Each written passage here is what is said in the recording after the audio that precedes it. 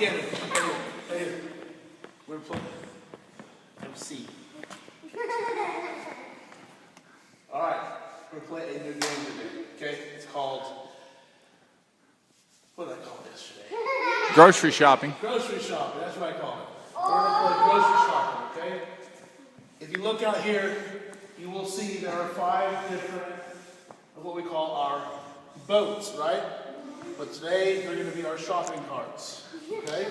On each cart there is a gunny sack, right? That is your shopping bag. Okay? I will split you up into 5 different groups. Okay? And each group has to drive their cart around and gather each of their. We're going 3, 2, 1.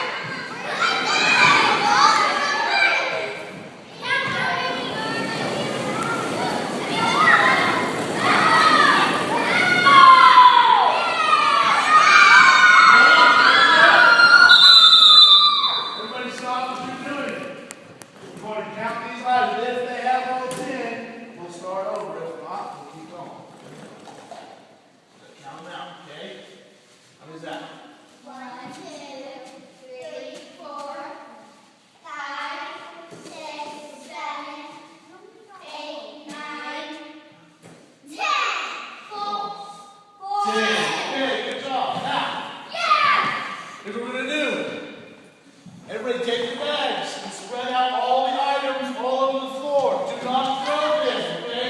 Roll them on the floor. Let me see. Roll them. There you go. Roll them. Good.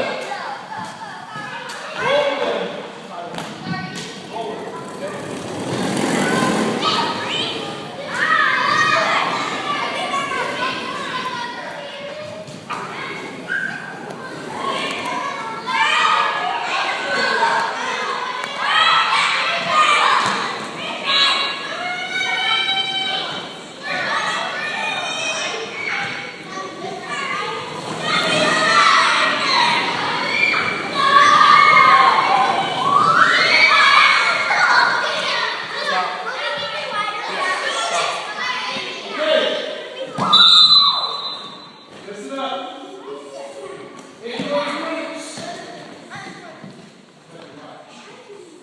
In your groups, if you were riding last time, you should have pushed. If you pushed last time, you were riding. Does that make sense?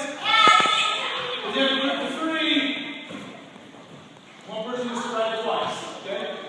Make sense? Okay. Bryn, Camden.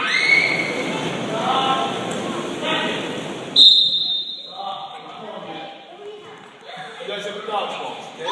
Dodgeballs. You and Wyatt have the rings, okay? Mr. Rings.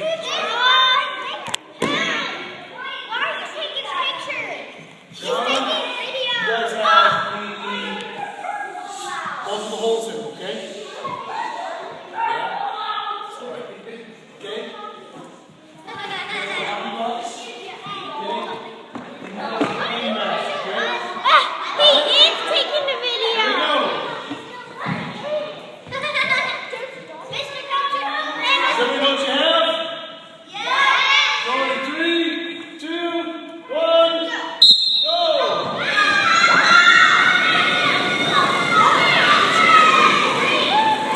That's what I was doing.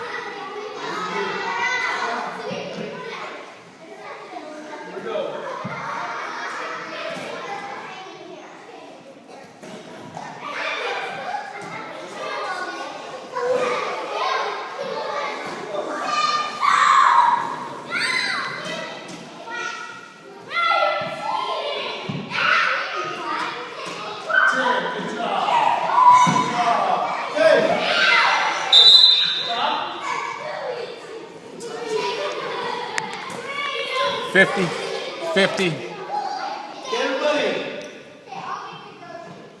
take what is in your bags. Spread them across the gym. We'll go one more time. Hurry, hurry, hurry. Don't push them.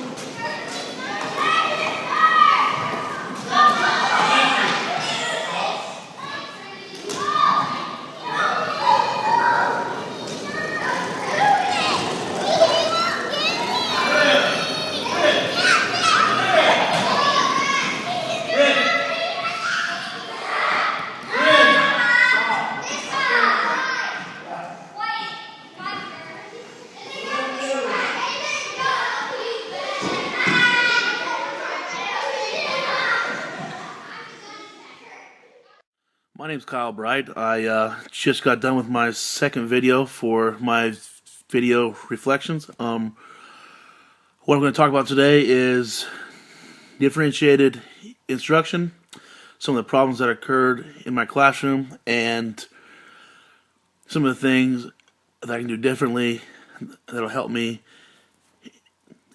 in the future with that same lesson. One of the things that I always try to do with that class that's in that video is there are two kids that always cause problems. They are very hyperactive. And what I do with them is I always try to place them both in the same group. Because that helps me because I can keep a better eye on them if they're both together.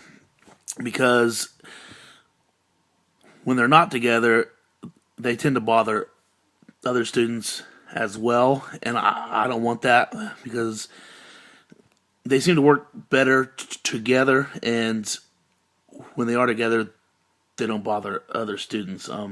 So like if I have one of them on the left side of the room and the other one's on the right side of the room, I have a much harder time keeping an eye on both students and rather than if I have them both in the same group. And that's one of the things that I always change in that particular class because that helps with the overall class function.